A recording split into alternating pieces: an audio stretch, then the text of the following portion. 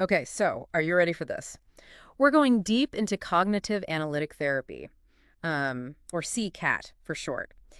And, it's more than just the basics this time. We're really going to look at how it can help us understand, those unhelpful patterns we get stuck in, those life scripts, as they're called. Sounds good. Our guide for this deep dive is Introducing Cognitive Analytic Therapy. It's a book by Anthony Ryle and Ian Kerr. Yeah, I like that whole idea of life scripts. It really captures the essence of what CCAT is all about. Like think of it as a way to really see and understand the patterns we have, especially those that keep tripping us up in relationships, not just with others, but even with ourselves. And one of the things that makes CCAT unique is it's this blend of cognitive therapy and psychoanalysis. Well, that's interesting. But it puts a huge emphasis on the collaboration between the therapist and the person seeking help. I'm really intrigued by this whole life scripts thing. It's like, it's something we don't always realize is happening, but it just keeps playing out over and over. That's exactly it. It's like those hidden patterns, those things running in the background that we're not always aware of. And TCAT helps bring those to light.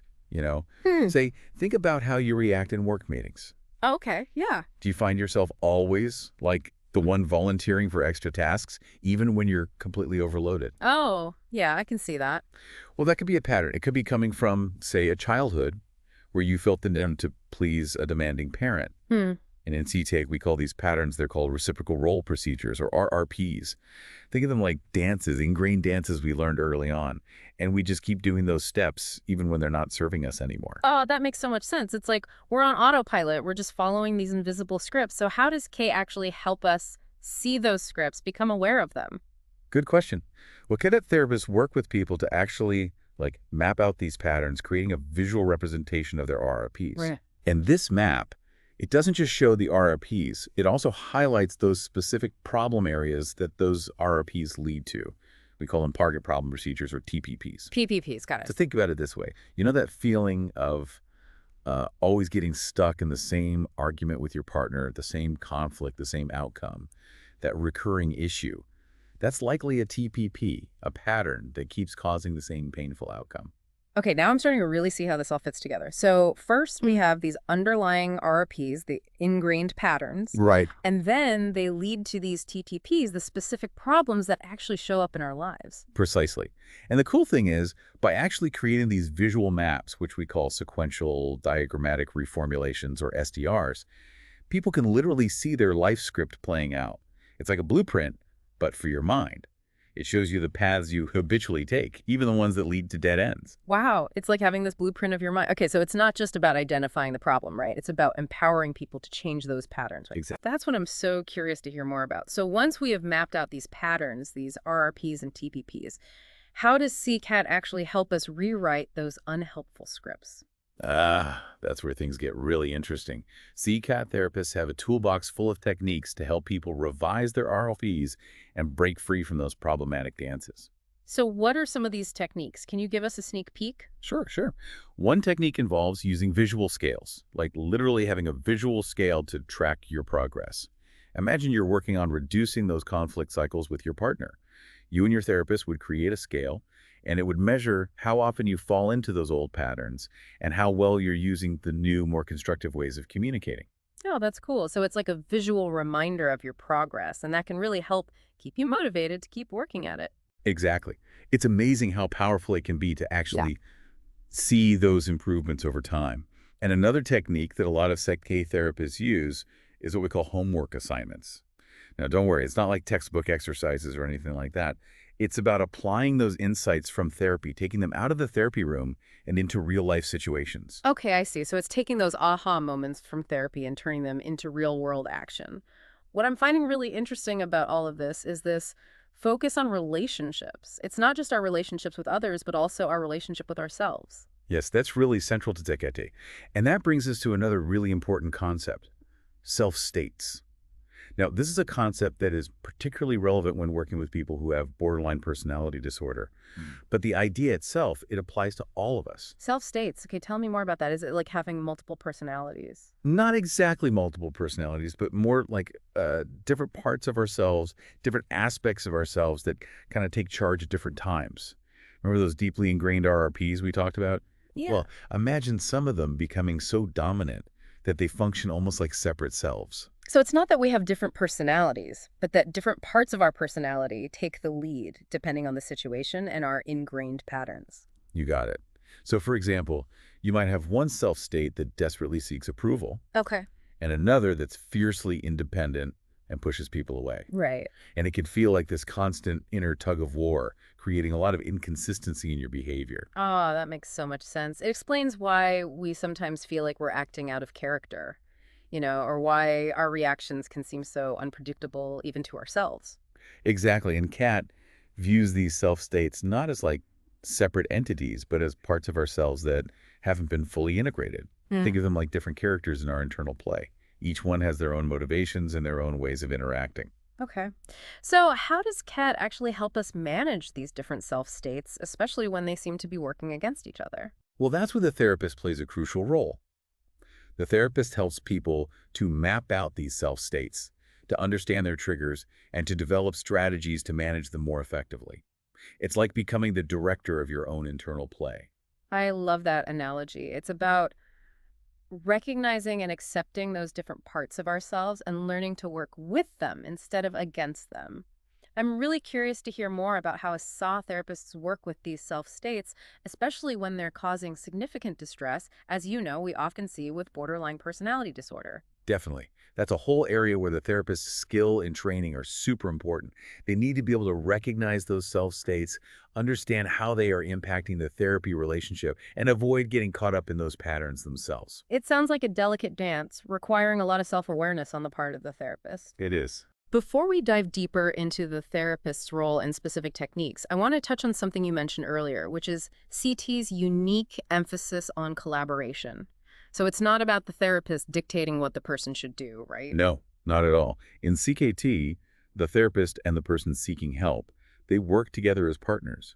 They co-create those SDR maps together, they explore those patterns together, and they develop strategies for change collaboratively. So it's a shared journey of discovery, with the therapist acting as a guide, not as an authority figure. That's exactly right. Hey. And that collaborative approach, that's a big part of what makes CT so empowering. It's about giving people the tools to understand themselves better and make lasting changes in their lives. I'm really starting to see the power and potential of CUT here. We've covered a lot of ground already, We have. but there's still so much more to explore. I'm really interested to hear more about those specific techniques CUT therapists use, especially when working with those challenging self-states. But we'll definitely get into that in our next segment. But before we move on, I want to highlight one more crucial aspect of C, and that's the focus on the therapy relationship itself.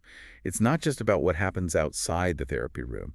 It's about how those patterns we've been talking about, how they show up in the interaction between the therapist and the person seeking help.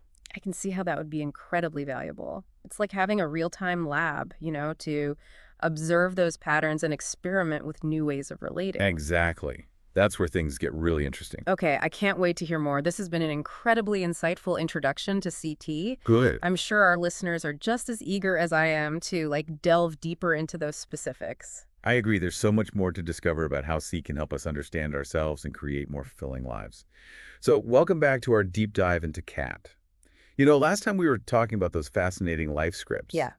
How they shape our relationships. I'm still thinking about those self-states we touched on. It's such a powerful concept, like the idea that these different parts of ourselves can just take over at different times. It is powerful, yeah. Yeah. And, it's particularly relevant for borderline personality disorder. Like those self-states, they can be really extreme and conflicting. Right, we talked about it being like an inner tug of war, all those different parts. Exactly, yeah. So let's dive a little deeper into how KeyCat helps people work with these self-states, especially if they're experiencing borderline personality disorder. Yeah, let's do that. So one of the first things a cat therapist does is they help the person actually map out those self-states, like really in detail. And this is where those SDRs, those visual maps we were talking about earlier, those become super valuable. Okay, so instead of just having this vague sense of these different parts, you're actually creating a visual, like you're seeing how they're connected to your RRPs and TPPs. Precisely. And the important thing to remember here is that those self-states aren't like separate entities. They're all part of the same person. It's just different aspects that have become kind of fragmented or dissociated. I'm picturing it like a map of a city. You have different neighborhoods, each with its own character, its own function, but they're all part of the same interconnected system. I like that analogy. Yeah, that's a good one. And so by mapping out these self-states, we can start to see those triggers, Hmm. you know, the patterns and how they influence the person's thoughts, feelings, and behaviors. So it's like a roadmap for navigating their internal world. But it's not just about understanding those self states, right? It's about learning how to manage them. Absolutely. So once those self-states are all mapped out, the therapist and the person, they can start to work together to develop strategies for recognizing when a particular state is taking over and finding healthier ways to respond. So, can you give us an example of what that might look like in practice? Sure. Let's say someone has a self-state that gets activated whenever they feel rejected or abandoned. Yeah. This state, it might lead to impulsive behaviors like intense anger or even self-harm. So the therapist would help them to identify the early warning signs of that state taking over. Maybe it's a racing heart, feelings of panic, or maybe negative thoughts just spiraling out of control. Right, so it's like having a warning system in place, so you're not just caught off guard by those intense emotions and reactions. Exactly. And then once they can recognize those warning signs, they can start to use those coping skills, the ones they've developed with the therapist. Maybe it's deep breathing exercises, mindfulness techniques, or even just reaching out to a friend, someone supportive. So it's about empowering them to take control Yes, instead of feeling overwhelmed and powerless. exactly. And that sense of control, it's so important, especially for people with borderline personality disorder, because they often feel like they're just at the mercy of their emotions. Right, so it sounds like a really empowering process, Yeah. but I imagine it's not always easy. No, you're right. It takes time. It takes patience and a lot of hard work. Yeah. But the rewards can be huge. I'm also curious about the role of the therapy relationship in all of this. We've talked about how these ROPs can play out in any relationship. Right. So I imagine it can get pretty intense in the therapy room, especially when you're working with someone who has borderline personality disorder. That's a really important point. And, remember those countertransference reactions we talked about? Yeah. Where the therapist's own patterns and vulnerabilities, they get triggered by the person they're working with. Right, yeah. Well, those reactions, they can be even more pronounced when you're working with borderline personality disorder. That makes sense, yeah. If someone is dealing with really intense emotions and unstable relationships, that's bound to stir up some strong feelings in the therapist as well. Exactly. And that's why training and supervision are so important for CA therapists who are working with this population. Like, they need to be able to recognize those countertransference reactions, understand how the person's self states are impacting them, and develop strategies to kind of stay grounded, not get caught up in those unhealthy dynamics. Right, so it's not just about helping the person seeking help, it's about the therapist doing their own work as well, Absolutely. making sure that they're not inadvertently reinforcing those unhelpful patterns. Exactly. And that self-awareness, that's what allows the therapist to really provide a safe space, a containing space for the person to explore those difficult emotions and experiences. So it sounds like a very delicate dance. It It's a is. lot of skill and sensitivity. It does. But when it's done well, that relationship, that therapy relationship, it can be a powerful catalyst for change. Okay, so the therapist helps the person to map out their self states, develop coping mechanisms, navigate those really complex dynamics within the therapy relationship. Are there other techniques that SUT therapists use when working with borderline personality disorder?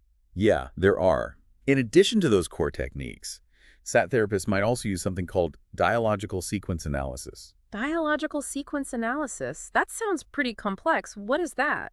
It might sound complicated, but it's actually a very intuitive concept. It's basically a way of understanding that internal dialogue that's happening within the person's different self states. Remember how we were talking about those self states being like different characters in an internal play? Right, yeah, each with their own voice and perspective. Exactly. So dialogical sequence analysis helps to bring those voices out into the open where they can be examined and understood. So, for example, one voice might be saying, I need to be perfect to be loved. And another voice is saying, I'm a failure, I'm not good enough. Exactly, yeah. And often those voices are kind of in conflict with each other, creating a lot of inner turmoil and self-sabotaging behavior. It's like an internal debate that just never ends. That's a good way to put it. And so dialogical sequence analysis helps to bring those voices into the therapy room where they can be acknowledged, they can be understood, and ultimately they can be integrated into a more cohesive sense of self. So it sounds like a really powerful way to promote self-acceptance and just reduce those feelings of inner conflict. It is. But how does the therapist actually do this? It seems like it could be a really tricky process trying to untangle all those different voices and perspectives. It does require a lot of skill and sensitivity. Hmm. The therapist might use a variety of techniques. Maybe it's role-playing, guided imagery, or even having the person write letters from the perspective of each self-state. Wow. Okay. So it's about helping the person to become aware of those voices, to understand where they're coming from, and learn to relate to them in a more compassionate, accepting way. Exactly. And as those voices become more integrated, the person experiences less inner conflict and more emotional stability. So this is all making a lot of sense. I'm starting to see how CI really provides this comprehensive framework for understanding and working with borderline personality disorder. And it's not just about managing symptoms, it's Yeah. about helping people to develop a much deeper understanding of themselves Right. and to create a more fulfilling life. That's exactly it. It's about empowering people to become the authors of their own stories. Rewriting those old scripts and creating narratives that are more aligned with their values and aspirations. I love that. So it's like we're not just stuck with the stories we've inherited or the patterns that we've developed. We have the power to change them. Absolutely. And that's a message that's relevant for everyone, whether or not they have a mental health diagnosis. Right. Okay. Before we move on, I want to touch on something you said earlier about how those RRPs can play out in the therapy relationship itself. Right. It seems like that could be a minefield, especially when you're working with borderline personality disorder. Yeah, it could be tricky. Remember how we were talking about the self-states that might desperately seek approval or push people away? Right. Yeah. Well, those patterns, they can easily show up in the therapy room. Right. So the person might become overly dependent on the therapist, Yes. or conversely become hostile and rejecting. Exactly. And the therapist needs to be really mindful of those dynamics, Right. making sure that they're not accidentally reinforcing those patterns. Right. It's like walking a tightrope. Yeah. The therapist needs to be supportive, empathetic, Yes. but also maintain clear boundaries Exactly. and not get pulled into those extreme roles. It's a delicate balance. But that's what makes CIAT so unique. Mhm. It's a therapy that's constantly aware of those relational dynamics and how they can impact the healing process. So, can you give us an example of how a therapist might handle a situation where those RRPs are playing out in the therapy room? Sure, so let's say the person starts to idealize the therapist, Okay. seeing them as a savior, someone who can rescue them from their problems. Right. Yeah. That's a pretty common pattern, putting someone on a pedestal hoping they'll fix everything. It is. And a less experienced therapist might, be flattered by that idealization or even feel pressured to live up to those expectations. Which, of course, just reinforces that pattern of dependency. Exactly. Whereas a skilled CGAT therapist, they would gently but firmly challenge that idealization, point out the pattern, and help the person to see how it's playing out in their relationship. So, it's about bringing those unconscious patterns into conscious awareness Yes, where they can be examined, they can be challenged. precisely. And by doing that, the therapist helps the person to develop a more realistic and healthy relationship with themselves and with others. Right. This is all so fascinating. I'm learning so much about the nuances of sick hate and how it works on so many different levels. Me too. It's a really interesting approach. Okay, before we run out of time for this segment, I want to make sure we address something that's been on my mind. We've focused a lot on borderline personality disorder, Right. but I know CIT has a much broader scope. There's a lot of applications. Can we shift gears a bit and talk about how SIA is used to address other mental health challenges? Absolutely, yeah. While SIA has been really influential in the treatment of borderline personality disorder, it's been used effectively to address a wide range of issues like depression, anxiety, trauma, even some medical conditions. Okay, let's start with depression.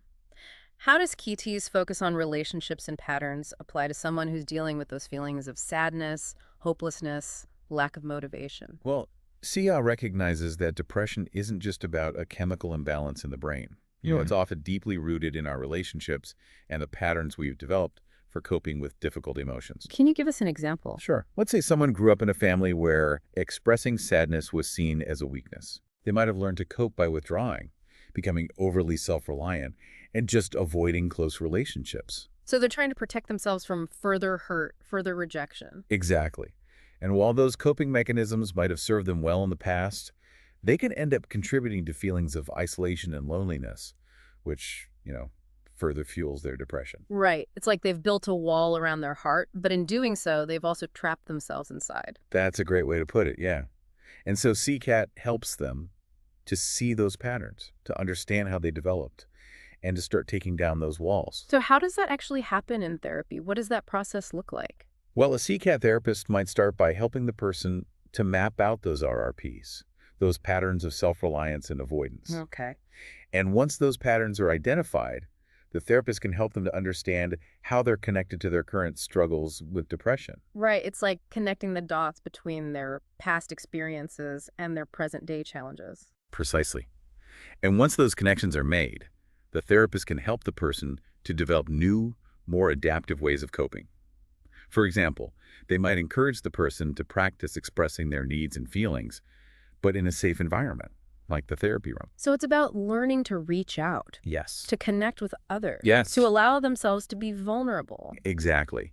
And as they start to experience the benefits of those new patterns, their depression often starts to lift. That makes sense. It sounds like a very empowering process. It is.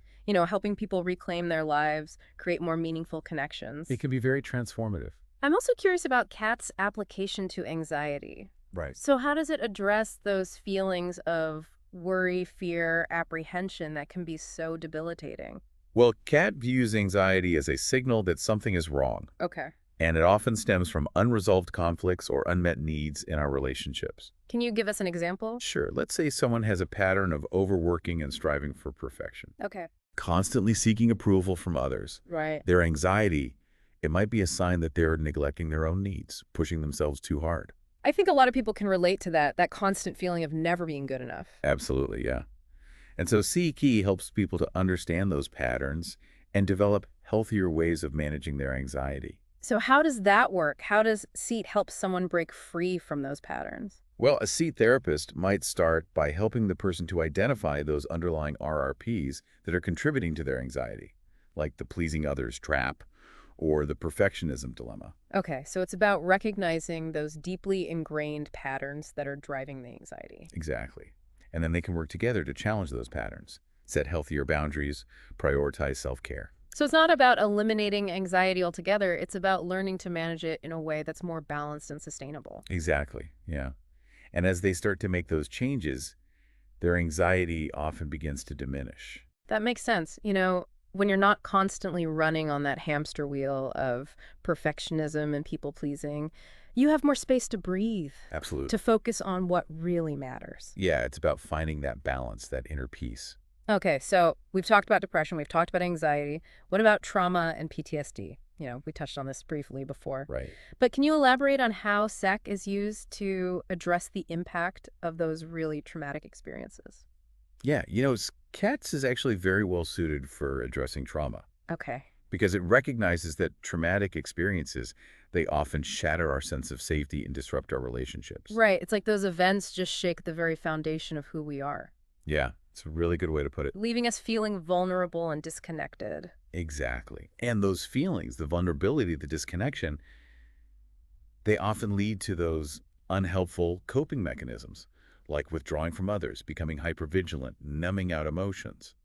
So it's like they're trying to protect themselves from further harm. But in doing so, they're also isolating themselves, preventing themselves from healing. Exactly. Eh. And C tells them to see those patterns, understand how they developed, and to start creating new, more adaptive ways of relating to themselves and the world. So can you give an example? Sure. So let's say someone experienced a violent assault. Okay. They might develop this pattern of feeling constantly on edge, distrustful of others, afraid to leave their home. So a CAT therapist, they might help them to map out those RRPs, like the distrust dilemma or the withdrawal trap. Right. So it's about understanding how the trauma has shaped their patterns of thinking and relating. Precisely. And once those patterns are identified, the therapist can help them to develop new ways of coping with those difficult emotions and experiences. Maybe it's grounding techniques to manage flashbacks and anxiety, challenging those negative thoughts and beliefs they have about themselves and the world, or gradually starting to re-engage in social activities to rebuild that trust with others. It sounds like a very delicate and gradual process. It is. Trauma recovery takes time and patience. Hmm. But CCAT offers this really compassionate and supportive framework for working through those challenges. Right. I'm really starting to see how CT's focus on recognizing and revising these relationship patterns can be so helpful in addressing all kinds of mental health challenges. Yeah, it's a very versatile approach, and it has the potential to be incredibly transformative. Okay, before we wrap up this segment, I want to touch on one more fascinating application of CCAT. You mentioned this earlier, its use with medical conditions. Yeah, So I know this might sound a little unusual, it is. but I'm curious to hear how a therapy that's focused on relationships and patterns can be applied to physical health conditions. It is a fascinating area. While it's not a replacement for medical treatment, CT's principles, Mm, they can be really helpful for people who are struggling to manage chronic illnesses like diabetes, heart disease, chronic pain. interesting. How does that work? Well, research has shown that our thoughts, feelings, behaviors, they can have a significant impact on our physical health. Like stress, for example. Stress can make symptoms of many chronic conditions much worse. Right, that makes sense. But how does C address those factors? So a C therapist might work with someone who has a chronic illness to help them identify any unhelpful patterns. Maybe they're suppressing their anger, or maybe they feel totally overwhelmed by their responsibilities. Okay, so these patterns are contributing to their stress. Exactly. And that stress makes it harder for them to manage their condition. Right. So it's about understanding how those relationship patterns, those emotional states, might be playing a role in their physical health challenges. That's exactly right. And then they can work together to develop healthier coping mechanisms, maybe learning to communicate their needs more assertively, setting boundaries, or practicing relaxation techniques to manage stress. Wow, that's really interesting. It shows how interconnected our mental, emotional, and physical well-being really are. Exactly. It's all part of the same system. This has been a really insightful exploration of SAT's applications, to a whole range of mental and physical health challenges. And I'm sure our listeners are starting to see the potential of this approach for creating lasting change. I agree. It's a really innovative and compassionate approach that offers hope, a way forward for people who are struggling. Okay, so we're almost out of time for this segment, but before we move on, what's the key takeaway you want our listeners to remember? I think the most important thing to remember about SAT is that it's not about blaming yourself for your problems. It's about understanding how your experiences and relationships have shaped your patterns.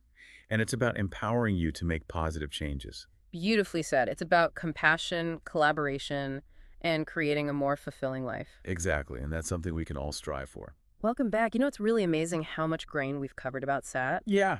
and how it helps us rewrite those unhelpful life scripts. It's so interesting. It is, yeah. Those patterns from our past, they can really influence our present in ways we just don't even realize. That's true. It really makes you wonder, you know, are we really making conscious choices? Yeah. Or are we just playing out those old tapes? Yeah, it is the question, isn't it? Yeah. It's exactly the kind of question CCAT encourages us to ask ourselves. And it's not about blaming our past or feeling stuck. It's about understanding those influences so we can make more informed choices now. Right, yeah. Okay, before we wrap up our deep dive on CCAT, I want to go back to something you mentioned earlier about CCAT's commitment to accessibility. So it's not just about being an effective therapy, it's about being available to a lot of people, right? Absolutely, yeah. When CCAT was developed, there was this really strong emphasis on making therapy more accessible, especially for people who might not have access Mm. to those more long-term expensive treatments. Yeah, that's so important. So how does KIAT achieve that? Well, one way is through its use in group therapy settings. Oh, that's interesting. We've talked a lot about individual therapy, but I can see how a group setting could be really powerful for experiencing CAT-T's principles in action. It can be. Group therapy provides this really unique opportunity for people to see their own patterns, those RRPs, playing out in real time with other people. Right, so it's like a microcosm of their everyday relationships, giving them a chance to experiment with new ways of relating. That's exactly right. And it can be so validating, for people to see that they're not alone in their struggles. Yeah. They learn from each other's experiences, they can support each other, and they can practice those new skills in a really safe, supportive environment. Yeah, and that shared experience, that could be so powerful for reducing shame and isolation, which I think are huge barriers for a lot of people to even seek help in the first place. Absolutely. Are there other ways that CTES is being made more accessible? Yeah, there's this growing interest in training non-therapists in CTAT principles. So think teachers, social workers, even managers in workplaces. Wow, okay. So it's about equipping people in these everyday roles with a CCAT lens Yeah. to help them understand and respond to the relational and emotional needs of the people they work with. Precisely. So imagine a teacher who understands CCAT. They might see a student's challenging behavior not as defiance, but maybe as a sign of an unmet need or a cry for connection. Right. It shifts the focus from punishment to understanding. And Yes, it creates a much more compassionate and supportive environment. absolutely. I'm starting to see how CCAT can really have a ripple effect outwards, Yeah, influencing not just individuals, but even whole systems. that's the hope, yeah. And that actually brings us to another really interesting area where CCAT is being applied, organizational settings. Okay, so we're moving beyond the individual, beyond the group, Yeah. to the level of the organization as a whole. So how does CI work in that context? Well, just like individuals, organizations, they have their own patterns of relating, their own RRPs. So think about a workplace that has a culture of blame and criticism. That's an organizational RRP, and it can lead to low morale, conflict, and decreased productivity. So it's about recognizing those unhealthy patterns and creating a work environment that's more supportive and collaborative. Exactly. And so CAT consultants, they can come in and help organizations map out those patterns, understand where they're coming from, and then develop strategies for creating positive change. Maybe they'll facilitate workshops, coach leaders, or even help teams devise more effective ways of communicating and resolving conflicts. Wow, it's amazing to see how these principles, which started in the therapy room, are now being applied in such a huge variety of settings. It really is. It speaks to the power of CEDUP as a framework, Yeah. for understanding human behavior and relationships. So as we wrap up our deep dive into CGUP, what's the main message you want to leave our listeners with? I would say that CEP is more than just a therapy. It's like a way of life. It's about developing self-awareness, understanding those patterns, and choosing to relate to ourselves and others in a way that is more compassionate, more fulfilling. That's beautifully said. It's a journey we can all take, whether or not we ever see a therapist. CL offers some really powerful tools for creating positive change in our lives and in the world around us. Okay, remember, change is always possible. Yes? No matter how ingrained those patterns might feel, we have the power to rewrite those scripts, create narratives that are more aligned with what we truly value and aspire to. Thanks for joining us on this fascinating deep dive into cognitive analytic therapy. We hope it's inspired you to learn more about this remarkable approach and all its potential for creating lasting change.